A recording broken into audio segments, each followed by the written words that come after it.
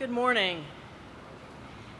It's great to see so many people out here this morning, both current and former members of the Houston Police Department, but Houston citizens as well.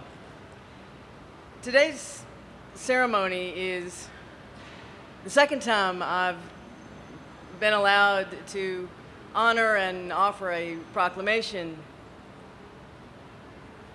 to Mr. Thomas. But today's ceremony is about much more than this man, and today's ceremony is about much more than just this event. It is about looking back at our history. It is about understanding where we are today, and it is about looking forward into our future. At a time when there are rising tensions between citizens and police officers across the United States, we need to consider the kind of work that Mr. Thomas did before there was such a thing as community-oriented policing, before there was such a phrase. We need to consider the dignity and grace with which he approached his job in a time of discrimination. And we need to understand and be aware of the signals that we're sending.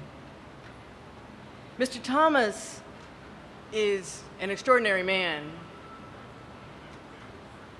but he also was a dedicated public servant.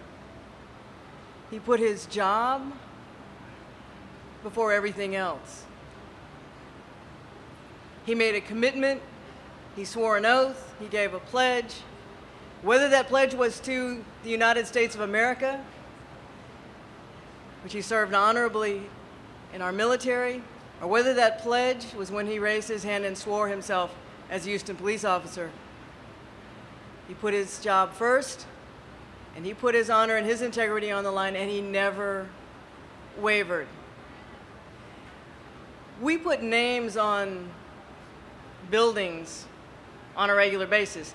It's sort of a thing that mayors do. We get to name public buildings, and it's a high honor to name a public building, and we tend to name public buildings for people who achieved great status or wealth or somehow did something extraordinary. Well,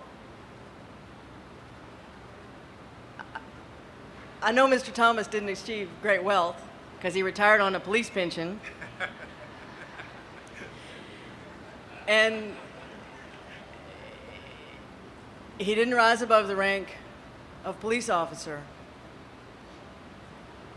But his status was in the hearts of the people who knew him, the community he served. And even for those of us who did not know him well, as we read his history, we understand what he was and did.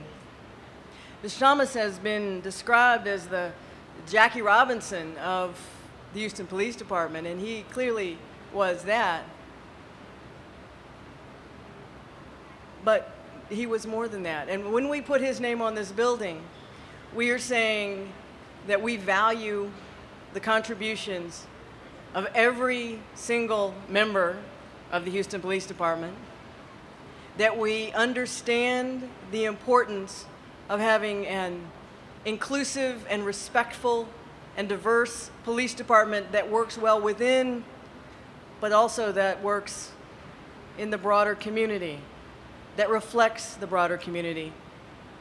And we are saying to future police officers and to the citizens of Houston that this is a department that wants to serve everyone. This is a department where officers come with a commitment, but also a passion for the job. And it is a department where we understand that the ones who make the difference are the ones that are out in the street every day, protecting and serving. I suspect that we will never have another officer who will serve as long as Mr. Thomas, 65 years as a patrol officer. But yeah.